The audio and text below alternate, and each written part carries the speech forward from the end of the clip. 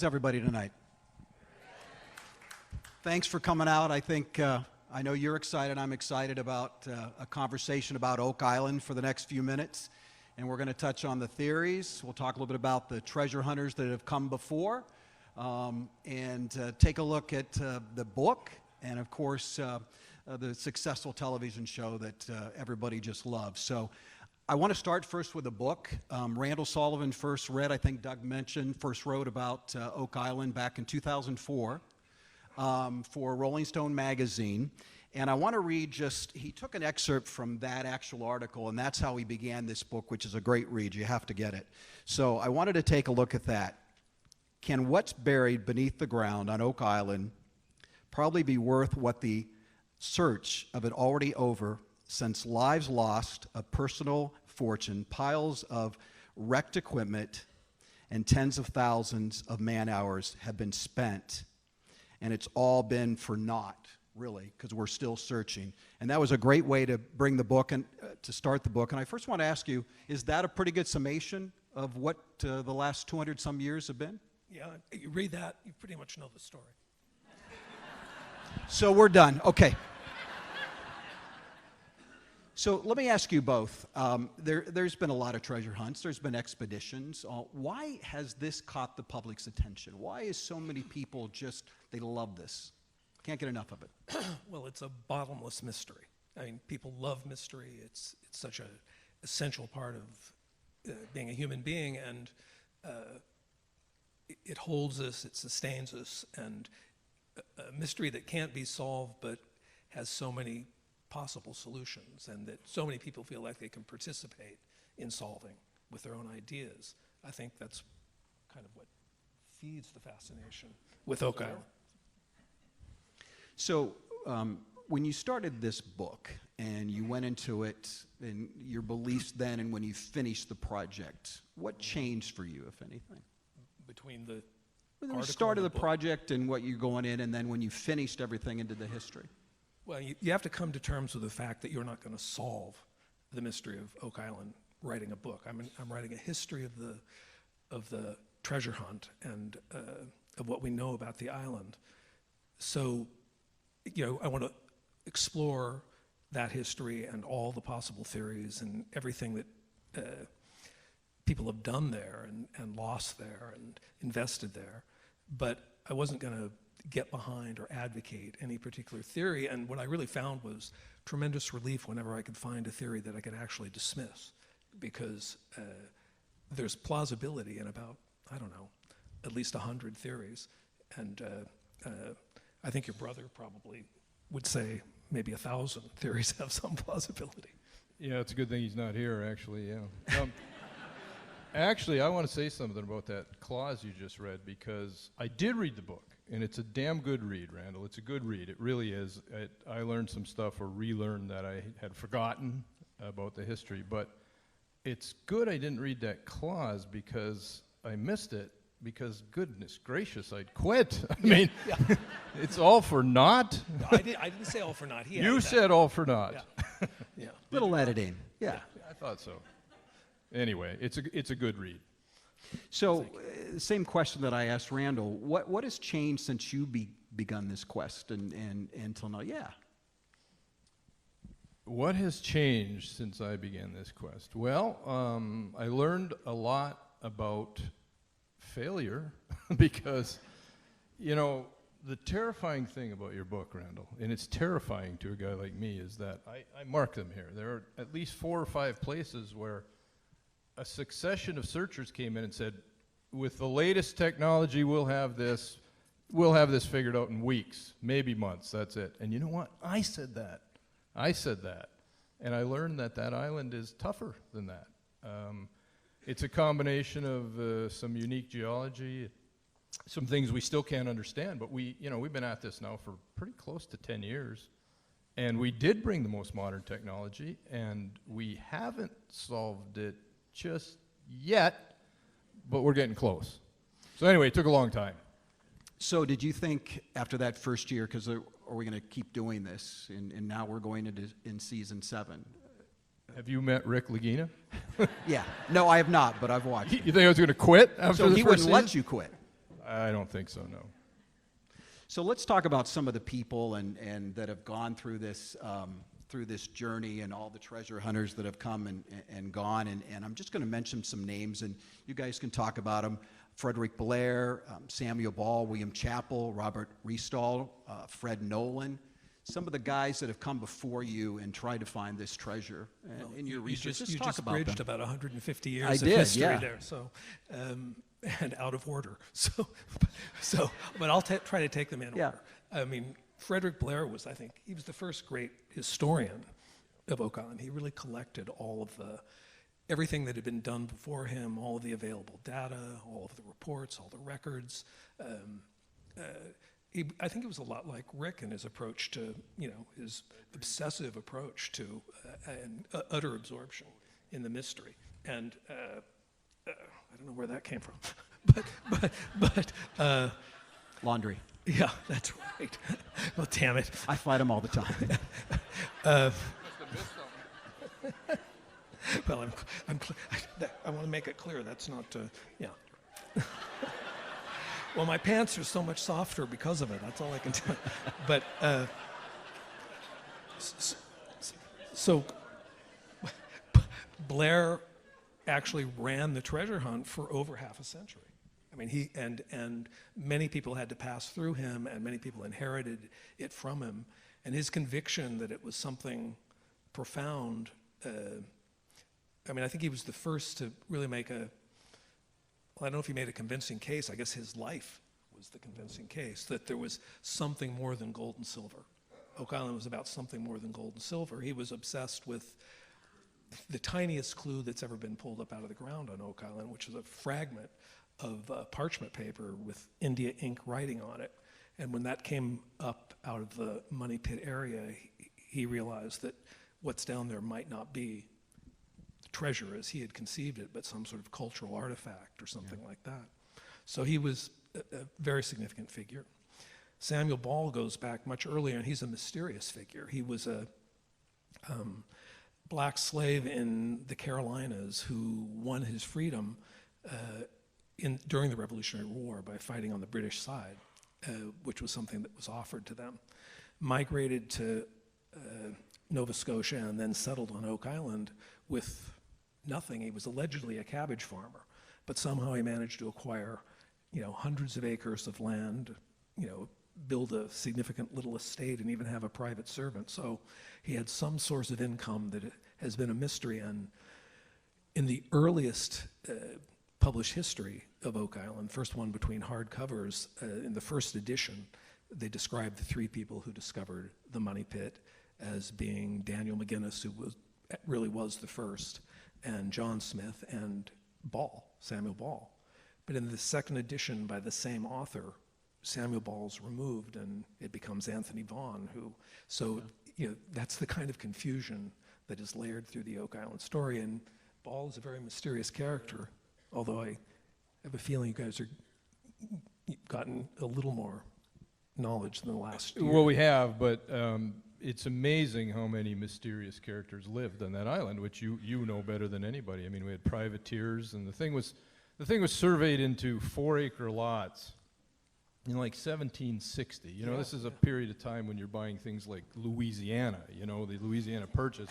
Why are people buying 4-acre lots on a little tiny, non-strategic island in Mahone Bay? I mean, and it's one thing after another like that, as you know, and all kinds of really interesting characters, culminating in the ones that are there now, I guess. But anyway, it's quite a story. You can't. Well, you did it justice in a book, but it's hard to do it justice in a few minutes. How much research before you went to the island did you look at these guys and what they had done and the mistakes that they made? How much did you research that before you got into this? I did a lot of, what's available in written form, and there'd been a lot of things written about Oak Island. But I mean, until I got there, actually got to Nova Scotia, and I arrived with the idea that, okay, I'm going to go back to the very beginning, the origin story, as they call it, the origin myth, a lot of people call it, of how it was discovered. And I started looking into, because you had told me, I think over breakfast one day, that you weren't even sure that Daniel McGinnis existed, or that I say that? Yeah, I think you did say that, and that provoked me, Marty. And so Well, I am the designated cynic on that island. yeah, he is indeed, and so I actually found some McGinnis family members who put together a biography of Daniel McGinnis, but they said he was 38 years old when he found the money pit, not 16, as the story has gone, and they had a lot of information about him.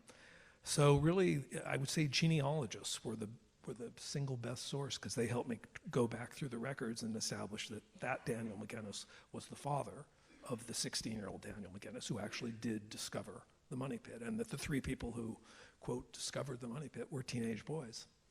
And I think Robert Rexdahl and his son lost their lives when we were there. And I thought there was something interesting in the book, and I think that's the daughter, Lee Lamb, that's been on the show and in your book. And she said, there's a darkness to this place even when the sun shines. Do you feel that on the island when you walk on it? Oh, absolutely. Yeah, it's both. I mean, at times it's a beautiful place, okay? You should all come see it. It's a beautiful place. It's got these brilliant views of the sea and such, but then it'll turn because these fogs come rolling in off the ocean, which when you visited the first time was, yeah. And then it's very eerie. Strange things happen there. I mean, I don't want to get into all that, but it can be both. It can be beautiful and welcoming, and it can be downright eerie. Well, when I arrived there in 2003, the island was basically static and semi-abandoned. There were two people living on the island, an old married couple, and they weren't letting anybody on the island. I had to talk my way on. I had to talk my way past Dan Blankenship. So did we. And you can imagine what that's like. So, and it was gloomy and misty. It had a very eerie feel to it. All the abandoned equipment that, it was like layers of decades and centuries. It was like a museum of failure. Sorry. That's what we purchased. Museum of failure. Thank you.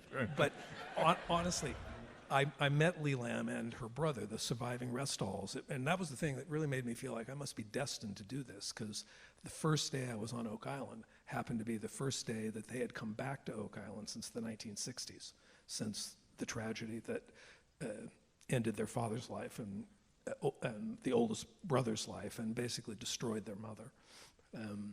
And that added to my feeling that this is a haunted, spooky, kind of scary place. And it was scary for me to wander around the island by myself. And when it started to get dusk, I felt, I don't want to be here after dark. Well, I think, Marty, you tell the story, I don't know if it was on a bet with Rick, but you went out one night and you felt something. Let me be clear before I even go here, okay? I don't believe in any of this curse stuff, okay? But it scares the hell out of me. I did go out there. No, I don't believe it. I mean, I try and look at things logically and scientifically. I don't buy curses, okay? But I did go out there. Rick said, will you go out there and spend, a couple hours by yourself back at 10X? So I went back there. I wasn't back there 10 minutes. And I hear this blood-curdling scream. Now, it was probably an owl or something, let's just say. It scared the bejibbers out of me. I jumped in the car, and I almost ran Rick over. He hadn't even... He hadn't got more than about 100 yards down the road, and I was already screaming at him. He said, what are you doing? And I said, oh, nothing. I just don't want to do this. So, yes, that happened. Yeah. And Randall, tell the story, and I think it was the one that you scared you the most, or you thought about a lot, with Dan Henske, I believe, and what happened to him. Well, that was the story that scared me most the first time I went to Oak Island.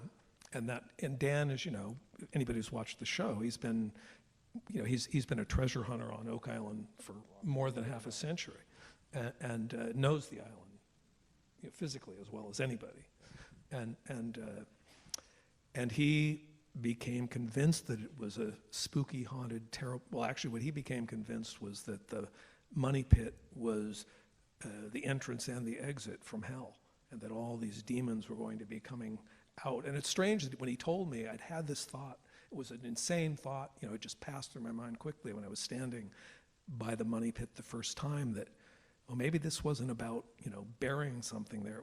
They were like trying to keep something in, but I thought, well, that's a strange thing to think. And then Dan tells me that story, and it caused a nervous breakdown. He swam. Wait, you had a nervous breakdown? Well, I nearly did just listening to him talk about his nervous breakdown, really. Yeah, I think just what you said a little bit, you wrote in your book that Oak Island was not designed to keep men out, but it kept something else, something terrifying in. Yeah, I'm just saying that thought struck me, and then when Dan told me his story, it raised the hairs on the back of my neck. And what is it?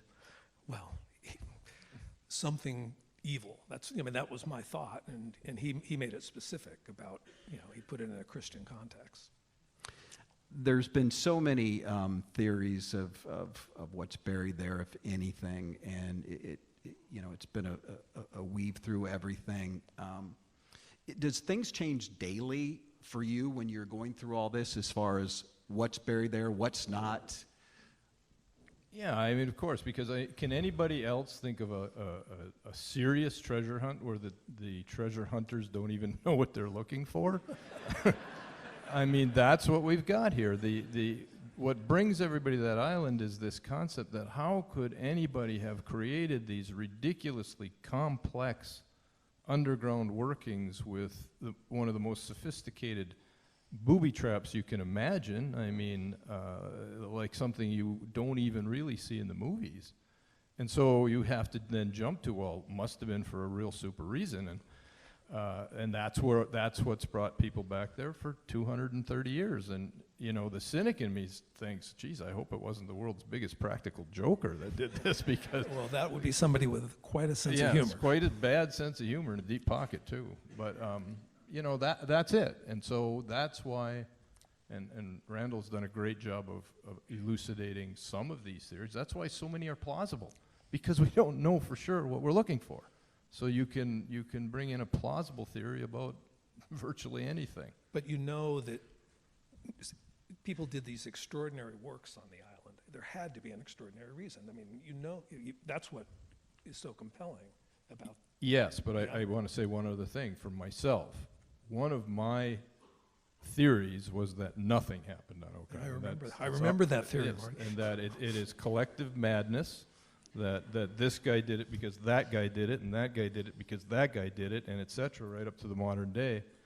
And it was all misinterpreted. So I used to think that, but I don't think that anymore, because what we have uncovered, some of which I can tell you and some I can't, I used to think that maybe nothing happened prior to the money pit, that really the whole saga belonged in the psychiatry books, not in the archaeological books. So the point is, I don't think that anymore, because we have some pretty good scientific proof that some really odd things happened long before that discovery by McGinnis. So let's just run through some of the things. Captain Kidd's gold was there, a pirate bank, manuscripts from Shakespeare, a connection to the Knights Templar and its treasures. Talk about some of those theories. Well, it's amazing to me that the Captain Kidd theory really endured and was the theory of Oak Island for the first century of the treasure hunt. And a lot of that has to do with what a mythic figure Captain Kidd was. I really didn't know before I started researching this book what a, sort of a martyr figure he was. He was not like the bloodthirsty pirate he's been portrayed as. He was somebody who was basically a political pawn forced into working as a privateer, which was a kind of pirate. But his execution was a huge public drama in the London of the time, and at the last minute, to try to save his life, he said, look, I've got a fabulous buried treasure on an island, and I'll lead you to it if you spare my life. They didn't do it. They hung him in public and left him in a steel cage to rot for 2 years, but publicly. But it turned out he had buried at least one treasure on an island. It was found on Gardiner's Island, which is off the coast of Long Island.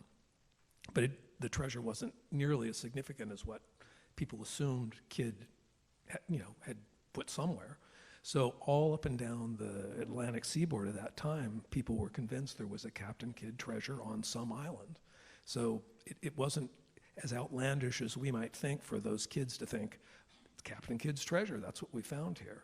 And what amazes me is that endured as basically the story for 100 years before they started to consider other alternatives. Yeah, and that's one of the cool things about Oak Island, is that it does bring real history in. what we're doing is, what we're doing. But when you research these things, I mean, Kidd was a tragic figure. He was. Really. He was, got on the really wrong was. side of the authorities, which I've done myself once in a while, and I didn't end up in a cage over the Thames, but it wasn't pleasant. So, he was really a tragic figure. He was maligned. He didn't really do much at all. I mean, no, he was basically, their political pawn. He was, he was doing what he thought he had to do to survive and protect his family. Yeah, bottom line, it's not Kidd's treasure. You would agree, would you not? I would. Yeah. I would absolutely agree with that. It's not the French crown jewels either. So what Wait, to it's both not? of you, what's to both of you the most plausible of all these that you have heard? Well, I told you early on that I just can't see that this kind of work would have been done by people who were concealing a treasure of gold or silver or gems or anything of material value. People must have been motivated by something, like religious belief or cultural commitment or, some larger purpose. I just can't see why, come on, if you're going to bury loot and you're going to come back and get it eventually, you just wouldn't go to those lengths. So, to me, it's got to be one of those theories that has to do with, either religious objects or cultural artifacts or something that's a combination of both. Marty, do you lean that way? What was the question again? What's the What are most you doing there? plausible, all these theories of what's buried there, what's the most plausible to you?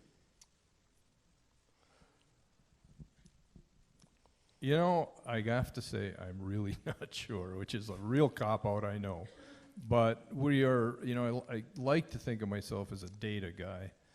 And I disagree a little bit with Randall, and he's really being a surrogate for my brother right now, because you feel exactly like he does. Exactly, that it's way more than gold and jewels. But, there is a sufficient amount of gold and jewels that's worth protecting as well.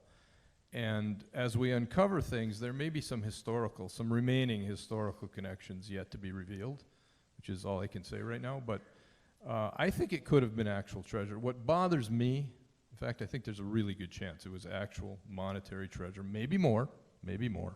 What bothers me is that maybe there were recovery attempts, and maybe there were recovery successes. Yeah. And that would be discouraging. Yeah, that's very discouraging. Yeah, I got to read that first paragraph of your book again there. But I don't think so. I think there's something there. I don't know. There are probably 4 or 5 plausible theories. Well, of all the gold and silver theories, I mean, the one that makes the most sense to me is the treasure of Havana. So it would probably be tied to some of the plundering of the New World, some aspect of it. Either the Spanish galleons or they would be the prime suspects, I guess, in several different theories. But maybe not. I mean, there's something going on there for sure on the island to do with the French government, for sure, I think. There's something going on there to do with the British government, I think. And there may have something going on in that island that has to do with the American government. That's all I'm saying. Well, you've covered the bases. Yeah. So last night, the History Channel had the 25 top finds on the island. Let me ask, what are your top 3 or your 5, the most important things to you? And I don't know if you had a hand in. I can get that. I can do for sure. The most important finds to me is a lot of what we did out there was try and find out on these apocryphal stories which ones were real and which ones weren't. So believe it or not, the discovery of this coconut fiber was very significant to me, because I started out doubting everything. Maybe it's all made up. It's all just collective madness. But there is a lot. We find it all over the place, actually. Not in huge quantities anymore, but so there's coconut fiber on the island, and that fits the stories. It doesn't fit Nova Scotia. So that's significant. And then those bones, the human bones found, I struggle with that every time I think about it. I mean, if you want to make up a reason, a mundane reason for human bones at 160 feet, it's not easy to do. Yeah. Okay, that's difficult. That's pretty significant. And then once we got into the dendrochronology dating, which is highly accurate, and found out that there are definitely substantial things prior to the discovery of the money pit. So I would say those 3. As you you have such a great cast, and you all work so well together, it seems. And I think I told you at lunch today, what's so great about that show is I feel like I'm on the island with you guys, and I'm just kind of listening in. You all click so well together. Well, not all the time, but but you know what? We call it the fellowship of the dig, and it is. We have a common goal, and it's nice. It's very nice. So talk a little bit about making this. I mean, we see it all tied up very neatly on TV, but how much shooting goes into what we see in an episode? A lot. And I actually do want to say something about that. When we did not pitch this show, we didn't want to do it. We initially said no, we didn't want anything to do with TV.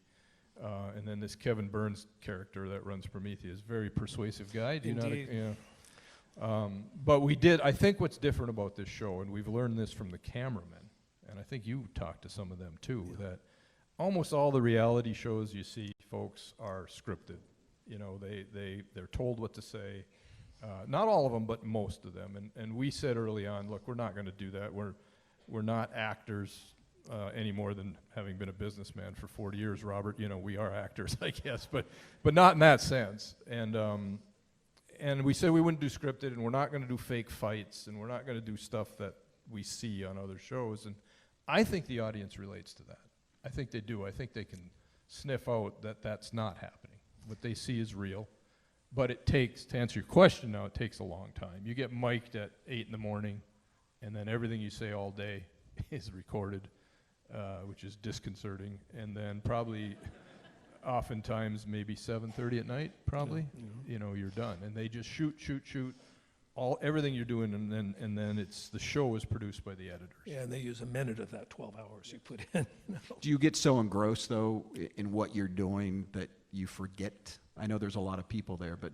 I'd say half the time, absolutely, forget the cameras completely, particularly when some exciting stuff happens. You know, initially, like I say, I have no acting training, so initially you're always looking at the camera, but that goes away, and you forget about it after, you know, something exciting's happened. We do sometimes have to, you know, do like drive-ups 3 or 4 times, and that's terribly annoying. Drives Rick crazy because he's a get out of the car and get to work kind of guy, and I guess I'd like to think I am You too. have to pretend to meet the same person 4 or 5 times. Yeah, for that the first sort of time. thing. That's So there's a lot of drudgery shooting too, but what you see is real. Randall, did you have a good time on the show? I know you've been on I several did, episodes. and something I'd really add to what Marty's saying is that what's unusual about that show is that the crew is into it. Yes. The crew is, you know, they are caught up in the treasure hunt. They're excited about it. You know, that's unusual, and it tells you how, you know, compelling it is for. Yeah, the for producers have to tell them not to do it. Don't Yeah. get so you'll And see you some don't of the see that on cameramen. other shows. You'll see them digging around after hours out there. Seriously.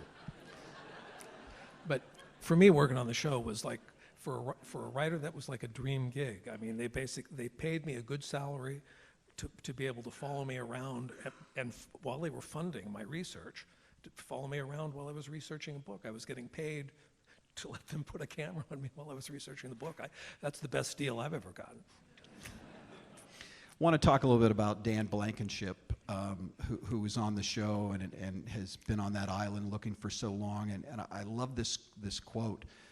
He said, "The people who did the original work on this island were the most brilliant son of a bitches in the history of the world."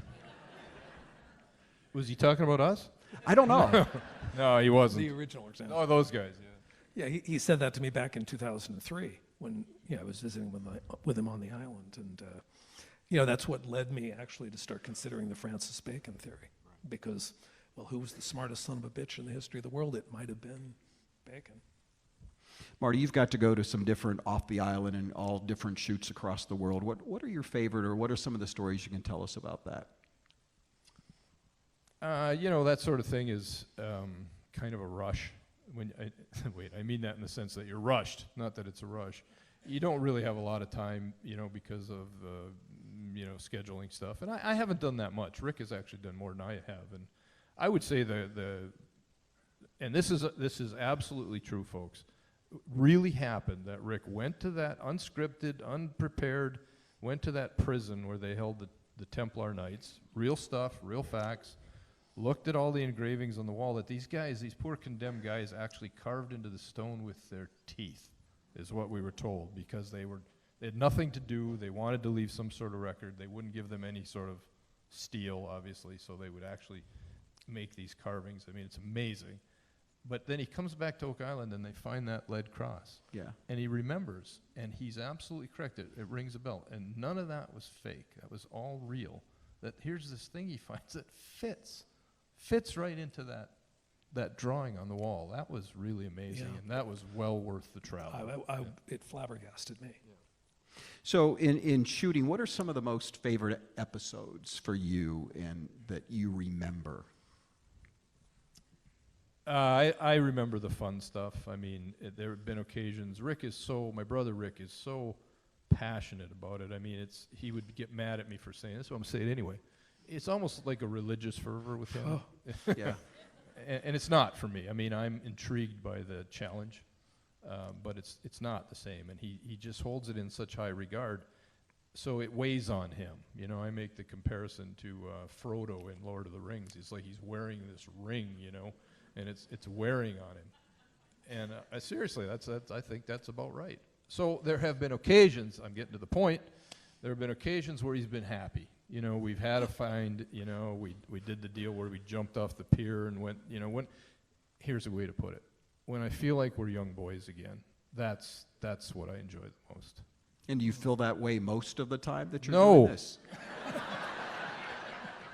No! Let's talk a little bit about the other things that go into this shooting. You and I talked a little bit about at lunch, that the political part of this and being on the island and having the permits and doing all this. Talk a little bit about that behind the scenes. I will say this, that there's always that in any sort of business nowadays, and there are environmental concerns here. The government of Canada has been great. I'm not going to say they're easy, because they're not. They're diligent, but they have worked with us really well, timely. You know, we've gotten the permits we needed to get. Some have taken a while, but it's never had the moments that I've had sometimes here in these United States where you think, oh my God, what are they thinking? You know, we haven't had that. They've worked with us. And then the people of Nova Scotia have also been great. The support there is fantastic. So I have no complaints about any of that. And also Rick does most of it, so that's good. And they're very happy to have you there. Yeah, it's been good for the province. They passed an Oak Island law. It's the only place in Canada where you can hunt for treasure, or Nova Scotia. In Nova Scotia, hunt for treasure and keep it. So that's how much they value what's going on there. Yeah, the law is specific to Oak Island. Anywhere else in Nova Scotia, if you find treasure, it belongs to the government. Only on Oak Island. Randall, any plans to go back to the island and make a guest appearance? Well, I mean, have you talked to Kevin Burns about that? I don't know. I mean, Of course he's going to come back. yeah, well, I have to, you know. I've got to update the paperback. But, and I wish, I could tell them what an exciting season they've got coming up. But, Yeah, I do want to say, can I just interrupt? You know, Doug said he knew about the ending to Oak Island this year. If he does, I wish he'd tell me, because I damn sure don't know. We're actually really getting into some serious stuff right now. So in the 7 years or 8 years that you've been doing this, has there ever been a time that you said, you know what, that's it, I'm ready to quit? Or is that the end of every season for you? Several times this season, actually, seriously. You know, I mean, it's daunting, and you know, there have been several times that I've thought this is not worth the continued effort. Yeah, I have. So how much time does this take for you in the shoot? I know you've done some things in the winter, but tell us a little bit about the shooting schedule and the things that you go with that and the travel. Well, Rick is out there probably from about May 1st till November 15th, pretty much steady. Craig and I don't know if Craig's here tonight, Craig and I go back and forth because we've got some stuff we're still doing here. I probably, probably every other week-ish during that period, maybe not quite that much. It's a lot. the relationship that you have with the people that come on, some of the descendants of the people that have searched for the gold, that seems to be very special. And the episodes I've seen with Lee Lamb, and just talk a little bit about how that connection you all have. Well, again, that's more a Rick thing. I mean, because he puts such a high regard for this whole quest, and I'm talking about not ours, the whole 230 years, that he reveres these people who came before, and their stories are amazing. The perseverance is amazing. The what happened to the Restalls is just, Shakespeare couldn't have written a better tragedy than that. I mean, it's highly tragic, and they persevered against incredible odds, and that's admirable. But also at some point you have to question whether it was rational, and that's where maybe Rick and I part company. So yes, do we have respect for these people before? Absolutely. Was everything they did rational? I say maybe not.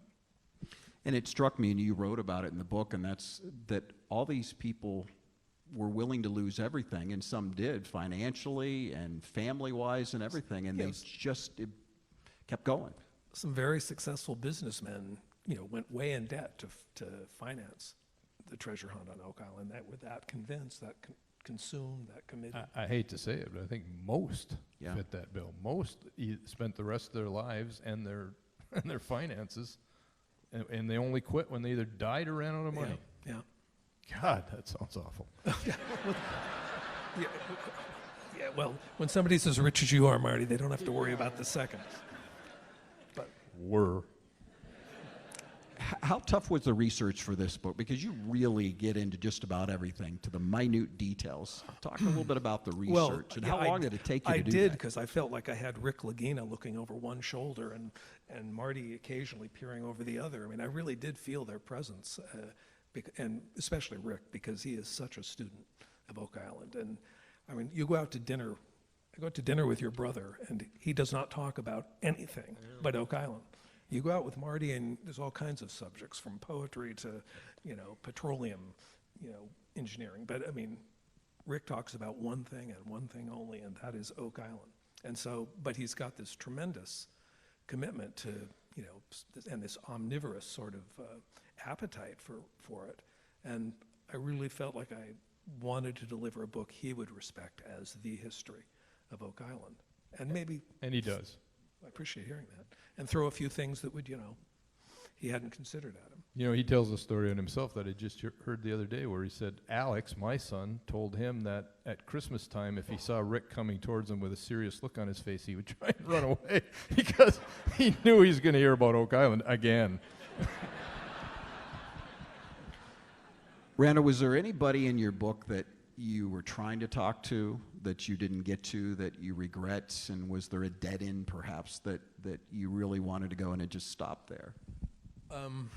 Really only the Samuel Ball family. I mean, I was able to find the main surviving relative who intimated that he had some knowledge that, was held within the family. And I just couldn't get him to give it up. And then I think I turned the information over to you guys, and I guess you got somewhere. We're still working. Actually, there's a bona fide archaeological dig going on in the Samuel Ball Foundation right now. Because that guy, you talk about, again, somebody who succeeded against odds. Born a black slave at that day and age, earns his freedom, comes to Nova Scotia with nothing, and dies a wealthy, respected man. Yeah. You think that was easy? I don't think so. And how he really got there, that's what you're wondering. Yeah. And how involved he was in the original, discovery and the works. I thought it was interesting too about Fred Nolan, who did a lot of stuff, but he kept everything to the vest, and he was a tough guy, but softened near the end and was ready to give up some information.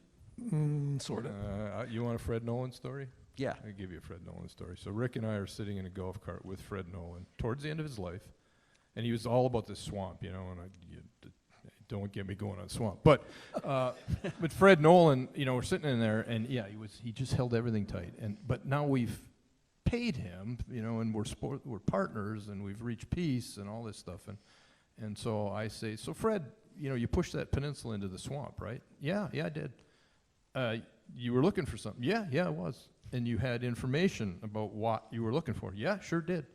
And so you were pretty sure that was a good spot to look. Yeah, sure was, for sure. Yep. Well, what was it?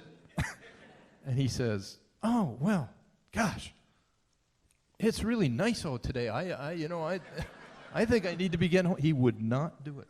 He just wouldn't say, and it was very difficult that way. Fred was so secretive and possessive. This is what Dan Blankenship really resented about him, is that every time he'd find an artifact or something significant, he would take it and add it to his collection, but it would be marked on a map exactly where it was. He had his coordinates were, it was that specific to the centimeter where it was on the island, but only he had that information.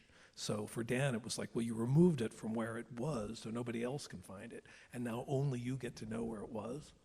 And that was a sort of... That got so bitter and so much rancor that I think what drove those two guys for 20 years was they were damn sure the other guy wasn't going to beat them to it. Stop him. Yeah. And I don't you think? Oh, Yeah. The only reason Fred talked to me is because he wanted to know what Dan had said about him. So when you and Rick started your quest, did you find it hard to break through with some of these other people? Was there animosity that here's these new guys in town that were coming in? When we got on the island, the Fred Dan thing was still at full height. It was the Hatfields and McCoys. There was no cooperation. They were, I won't even tell you some of the stuff. But they were, at times, Dan had to be disarmed by the Mounties because guns were involved. Nobody ever shot anybody, but it was real serious stuff. And I would say Rick, I helped, and the rest of the fellowship helped a lot, but it was mainly Rick who wanted, his first objective was to get peace. He always felt if those two cooperated, this thing would have been solved by now. I don't think that, because I think it's tougher than that. But anyway, and so within about 3 years, I think we'd kind of disarmed all that. I don't think... There was never peace. There was never affection. Yeah. There was peace. There's never affection. But they respected one another. Yeah, they did. They did, and that was weird. They did. Anybody else that when you got there that you figured I've got to get these people to get on my side, and you talk about Fred and Dan, but the other people that in the families and things, was that tough? Actually, I feel like I was incredibly fortunate in how things came to me. When I went to the Genealogical Society, and I guess nobody had thought of looking in those ancient records, but they had kept everything dating back to the mid 1700s, and you could actually trace where people came from, who the records of their births, marriages, deaths, all of it, and you could really see the fabric of the community and these people that were involved in the story. So, and they basically they were just so grateful that somebody came to ask them, well, why hasn't anybody come? And said they were open arms and open doors. And as I said, the Restalls, it was just some kind of serendipity from my point of view that I just happened to be there when they happened to be there, and I happened to get them at a moment when they were both just full of emotion and memory and just wanted to unburden themselves of the whole story. So I didn't suffer many frustrations other than Samuel Ball's just about all I can think of something where I was kind of blocked. No, my comment on that is quite the contrary. I have been involved in a fair amount of ventures over the years, and usually there are detractors. There are people who don't want you to succeed. I've never been involved in anything where everybody wants you to succeed. So, everybody tries to help. It's really, really nice. And in particular, in the Maritimes, everybody knew about Oak Island. And it's woven into their history. Absolutely. And so they want to help. We haven't had any trouble with that. When you talk about the decision way back, and we hear the stories. You read the Reader's Digest article about Oak Island as a kid, and that was a fascination to both you and your brother. But talk about the genesis of then finally taking action and say, we're going to go do this. What happened was, Rick, he hates the word obsession, but I think he's obsessed. And he it grabbed him, and it never let go. And I noticed you said earlier that it was destiny that you were there, and I thought, oh, he's got the sickness. Oak Islanditis, Yeah, they call he's it. got the sickness. Because, I mean, it's a common denominator, isn't it? People get obsessed with that island, and they never let go. But anyway, what happened was we went our separate ways. You know, he did his thing, I did mine, but it was our common topic. So every year we'd talk. He followed it.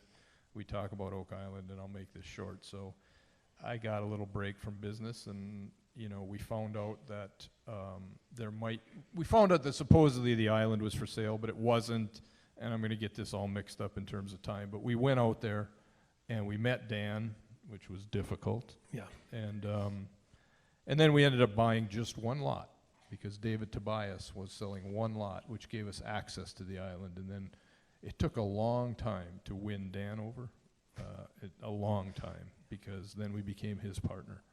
And that's kind of how it went. So who has the first question?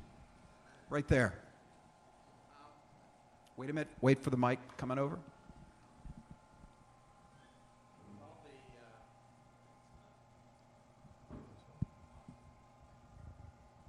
Test. There we go. You're good. With all the previous excavations that have gone on, I know you found, you know, leather and pottery and the human bones well below 100 feet. Is there any chance that previous excavations have just turned that into such a jumble that those artifacts have just been forced down into the lower depths? Absolutely possible, yes. And that's one of the huge problems on Oak Island. I think if it was in its original state and we brought the technology we've brought in there, I think we would have figured it out within, you know, the proverbial months. But it is so messed up, and it is incredible, though. What we have discovered is that all what people said they did. In other words, there's these shafts everywhere. They go down 160 feet, 120 feet, 110 feet. You know, people just kept digging and digging and digging with no technology, just, you know, horses and dedicated people. But yes, you've identified one of the key problems.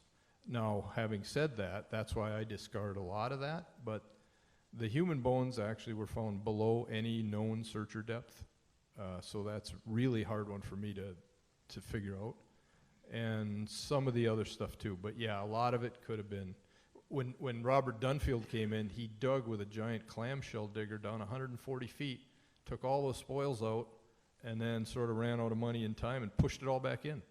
So yeah, it's very difficult because of that very thing. Gentleman right over here.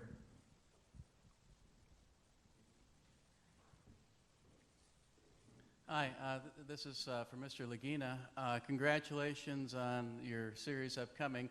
My question is, what are the chances of season 8 occurring, and what factors are you going to consider when making that decision? There may be some other people in the audience that might want to answer that one. I don't know. You know, it'd be great to solve this thing yet this year, and we have. I will say this. I'm not supposed to say very much about this year, but we're doing a lot in the last 6 weeks, beginning about right now. So I don't know about season 8. You know, I can't really think past that, past what we got right in front of us. So I just don't know. And you know what? Maybe get canceled. Maybe you guys all quit watching. I don't know. Well, I guarantee you the History Channel's thinking in terms of season 12. Right over there. Okay. Go ahead. Do you think that the French, after they chased them out of the Templars out of France, do you think that the reason why you found the French helmet on Oak Island is because they chased them all the way there?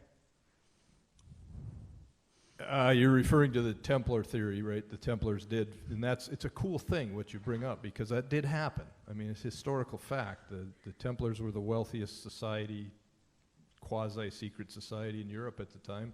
French king turned against them, and frankly, the Pope, and you know, kind of the Night of the Long Knives, and they were all gathered up because they wanted their money. But the legend is that I think something like 12 ships. That is the legend. That's a legend. left, and were forewarned that this night, and by the way, it was Friday the 13th when it happened, and some people say that's the origins of the bad luck, but they went somewhere. And the legend is they went to Scotland, and maybe some of the knights who fought at Bannockburn, I think, were Templars, is that right? That's Yeah. the story. Yeah. Anyway, is it possible? Yeah, it's possible, but do run-of-the-mill historians say it happened? No, they don't. So it is what Rick wants it to be. It's what a lot of people want it to be because it's so cool, but I'm a little skeptical. All right, thank you. Right down there.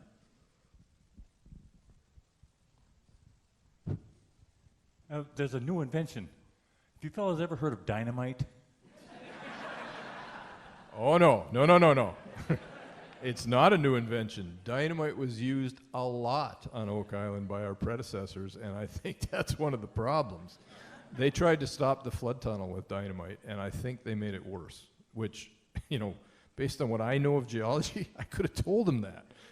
They just enlarged things. So no, dynamite has been used, and I don't think it would help at this point because, Dan Blankenship used dynamite because he dug that hole by hand. He and Henske and his son, they dug 10x by hand, an 8-foot hole down to 181 feet by hand. They cut the ends off railroad cars and stacked them up and then got inside and undermined them so the railroad cars, big tanker cars went down like that, and then they welded another one on and did it again. Did all that by hand, and he was so frustrated that he couldn't get down to the bottom, the very bottom, that he did drop dynamite down there, hoping that he'd blow up a chest and just that one coin would get blown out of the hole. But it didn't happen. So dynamite has been used, and we're not using it anymore. But thank you. Let's go back up to the balcony. I think there was somebody right there. With the installation of the cofferdam at Smith's Cove and the thought that that's blocking all the finger drains, did you guys explore trying to pump out and see if that actually did block the water from returning? We didn't do that. And that's actually a good idea. But the belief, the common belief amongst all of the fellowship is that, I used to doubt. I was completely sure there was no flood tunnel initially when we got there. Geologically, I used to think what are the chances of digging on an island that's only 30 feet above sea level and getting down to 120 feet and not getting seawater? But actually, as I got to know the geology, it is quite possible that a flood tunnel was constructed there. And I think we found some things this year that verify that. The problem, to answer your question, the problem is that all of the pumping that's been done over the years, we think has opened up other conduits. So it's probably impossible to just block the flood tunnel at this point, but you raise a good point. Maybe we should have tried. We didn't. Not yet. Right over here. How long did it take your brother to agree to get involved? About a nanosecond. What was I thinking? Sorry. No. He was, passionate to get involved. You might ask Rick that question about how long it took his brother to get involved.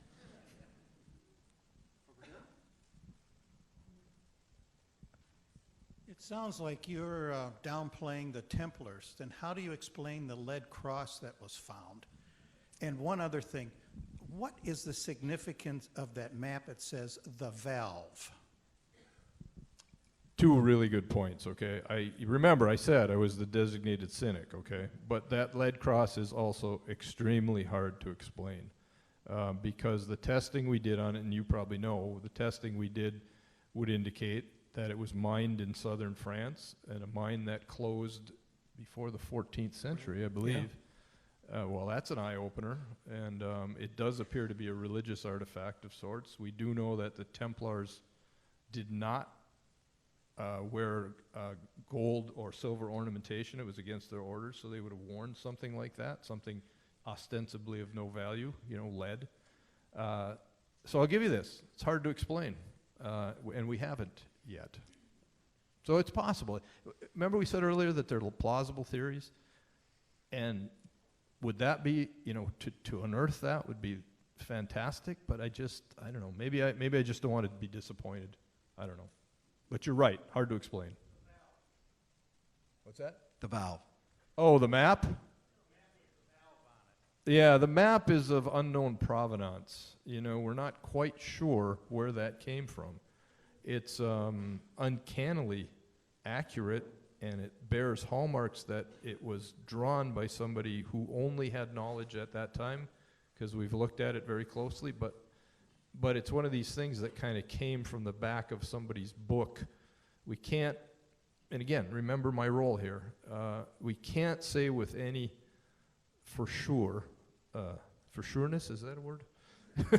It is now. Thank you. Yeah, we can't. The author here gave me the right word. We can't be sure about where that map came from, but if it's real, then the possibility of Templars or the Henry Sinclair voyage goes way up. So we're still working on that too. Back up in the balcony. This isn't a question, it's just a comment, because he asked my question about the map. I just want to thank you guys, because the program you are putting on TV is wonderful to watch. It's not full of crap that so many people don't want to see now. Your brothers and your sons and your friends are all in it, and the camaraderie, the fellowship. It's a wonderful program because of you guys.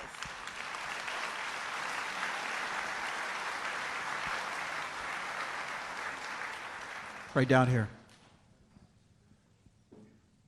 I grew up around the Reader's Digest article back in the 65 or 64, something like that. So this has been on my mind too. I envy your brother being able to get out and do these things.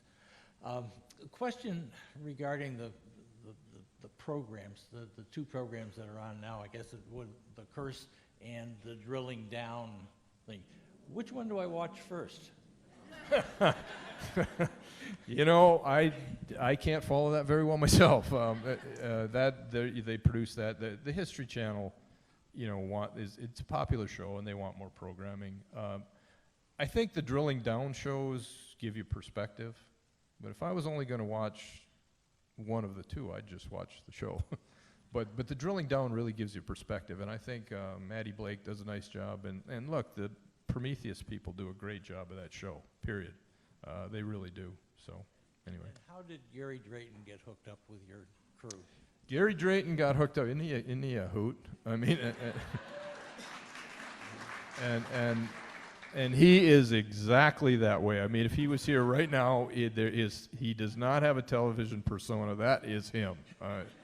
He is just an absolute hoot, and he is an incredible punster. They don't play that out as much as they could. Great storyteller, wonderful guy. What an accent. He got hooked up because we were trying to find the correct metal detector, the correct machine, and so we were doing a literature search and calling companies and stuff, and we called this one company who said, well, you need to use this machine, and by the way, the guy who's best with using this machine is Gary Drayton. So then we called him, and he was eager to come up there. I mean, his enthusiasm is constant and very rewarding. Let's go over here. Randall? Well, yes. I'm wondering how you're going to get the Laginas to venture towards the south side and looking at the south side, because that was your belief in the show. I did certainly encourage that, but what I really encouraged, I think, was that you explore the shorelines, what's underwater. Yeah, and Marty and Rick were both open to it. Unfortunately, Kevin Burns was really resistant to the idea that the water levels have changed in the last 300 years, even though. Yeah, but he doesn't. No, I gotta jump in on that. He doesn't dictate it. He doesn't. Back then, when I brought it. Yeah, he might have been against it, but that's not it. The short answer, Randall, is it's very difficult. That's deep on that side. It is. I've done diving there myself, and the whole bottom of the sea, with kelp. It's covered in kelp, and it's really, really hard. So, and plus the laws. It's really these difficulties that, because Rick really a lot of people, not just Rick, those ice holes. Are are enigmatic, compelling. and there could be a second flood tunnel. Although I don't think so, but it doesn't matter what I think necessarily. Well, clearly they're connected to. Oh, stop! Here we go. We're gonna have a debate. We're gonna have a debate up here. Oh yeah. But, okay. But no, it's all right. No, I think Dan's. Dan was sure. Observations were pretty convincing. But the short answer is very, very difficult. It's difficult to get answers out there. And the final thing is, as cooperative as the government of Nova Scotia has been, they have an ironclad rule about the seafloor, and that is you shall not touch it. So you can't pick anything up. You can't move one rock from on top of another rock. So we kind of just gave that up as not this year. I guess Dan Blankenship's idea of pouring 10 million pounds of concrete into those holes I don't think that would go. Next question up in the balcony. I wouldn't be doing my dad any justice if I didn't say, Marty, my dad says hi. Hi. He also says, hurry up. But this is a question for Mr. Sullivan. Is there any artifacts or discoveries that we don't see on the show that we'll find out from your book? No, I mean, they have identified every significant artifact as far as I can tell. Up to the point you wrote your book, yeah. Up to that's true. Oh, well, yeah. There are things coming, and he is certainly not at liberty to talk about it, and I'm sworn to secrecy too, so. But, yeah, there are other things that are not in the book, but will be in the updated edition. Yeah, there is a paperback that's coming out, and it'll have some new information, right? That's true. That's true. Okay. I have appreciated so much the history that you've included and taught us things we've learned along the way. And I'm curious, have you had to go searching for experts, or have they been coming to you, or does the History Channel facilitate? How has that worked? All three of those. The History Channel has always got feelers out because they want good content. We always have feelers out because we want to solve this thing. And people approach us all the time. So all three of those, and we're very open to it. And I have learned a lot about history and about how history is not necessarily exactly like we learned it in high school, and it is, thank you for saying it, because it is very gratifying. We've had a lot of people come up and say that, probably the most gratifying thing about the whole process, that their kids now are interested in history and some of this stuff. So that's great, and it's a credit to the people who make the show. Not us, the people who make it. Over there. I first want to say thanks for the show and for the book. It's really good. My question is about the 90-foot stone. That's something that's mysterious there. That I don't know how much research you've done, Randall, on that, as far as like that writing, and that adds to the strange mystery of that, I feel, too. So. I mean, no one knows what was on that stone for sure. What's the reported or alleged, copy of the engraving, we don't know if that's real, and I suspect it's not. And it seems like, based on the evidence, that it was not like deeply carved in. It might have been sort of scratched on. Perhaps. Yeah, and the stone certainly existed. Many people saw it in John Smith's fireplace, and they saw but even then, the records say, one person will say, well, it was all symbols.